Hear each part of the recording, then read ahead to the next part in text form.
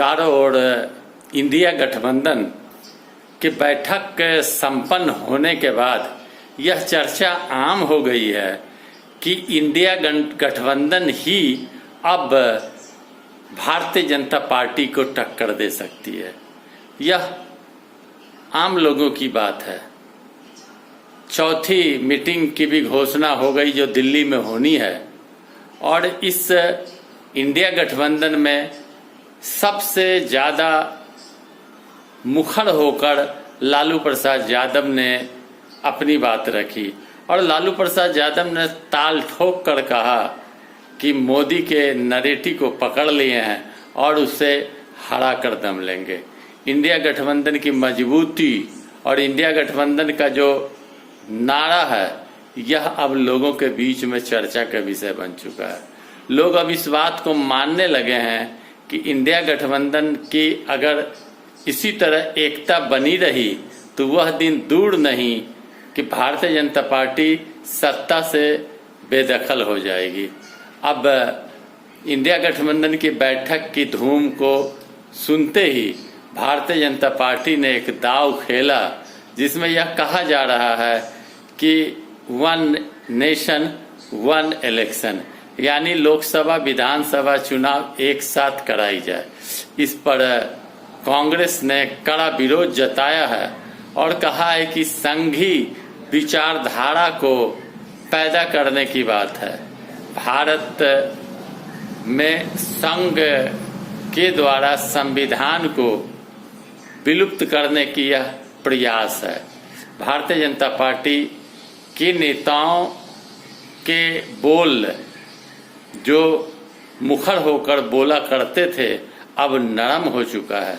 Bharatiya Janata party के नेतागण इस बात को समझने लगे हैं कि इंडिया गठबंधन जिस एकता के साथ तीसरी बैठक संपन्न कर ली और अब चौथी बैठक में सीट शेयरिंग की बात लगभग तय कर ली जाएगी और कमेटी बनी, कमेटी में तेजस्वी यादव, ललन सिंह आदि को स्थान दिया गया और यह तय किया गया कि सब मिलकर एक साथ सभा कार्यक्रम करेंगे और सारे लोगों का प्रयास रहेगा कि दिल्ली के गद्दी से नरेंद्र मोदी को बेदखल किया जाए, क्योंकि उसने देश के लोगों को ठगा है, संविधान को समाप्त करने का प्रयास है, प्रजातंत्र पर आघात किया है, महिलाओं की सुरक्षा नहीं हो पा रही है, बेरोजगारी बढ़ा है, नौजवानों को नौकरी नहीं दी जा रही, किसानों की हालत खस्ता है,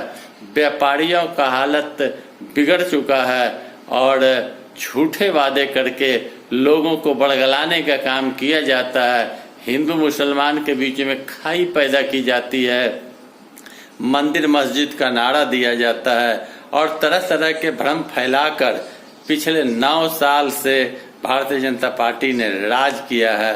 अब एकता के साथ इंडिया गठबंधन लड़ेगी और भारतीय जनता पार्टी से बराबर का सीधा मुकाबला करेगी और सत्ता से उसे बेदखल करके जनता को राहत अगर दे सकती है तो इंडिया गठबंधन ही दे सकती है।